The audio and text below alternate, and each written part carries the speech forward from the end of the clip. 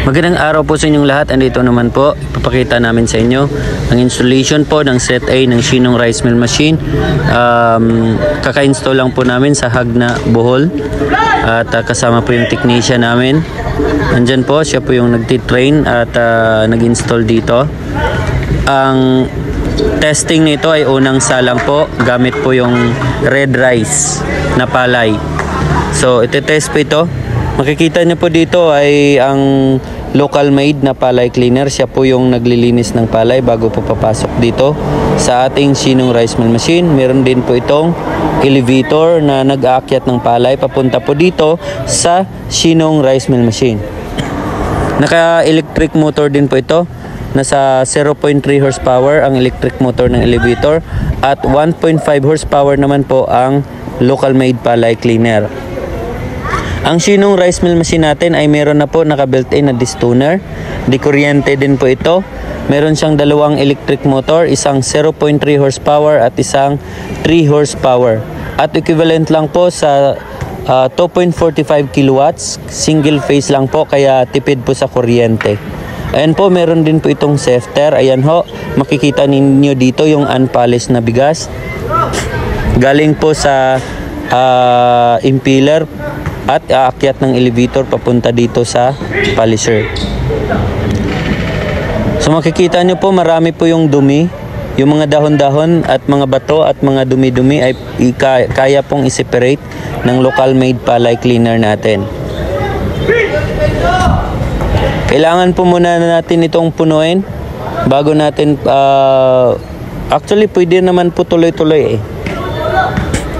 Kahit hindi pa po siya puno.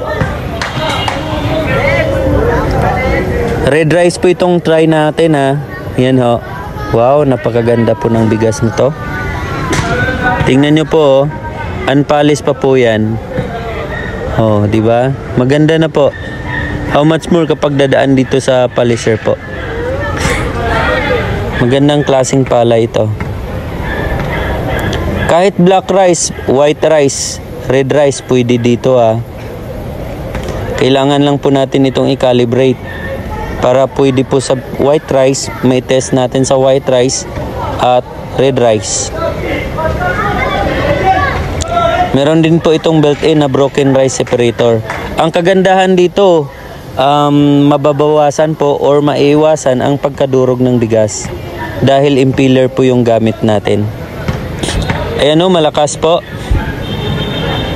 Yan, maganda po yung bigas. Napakalinis. Wala na pong mga bato yan dahil ang mga bato ay siniseparate na po sa distoner. Meron siyang dalawang switch, malaking switch at maliit na switch. Meron po yung instruction, nakatagalog na rin po.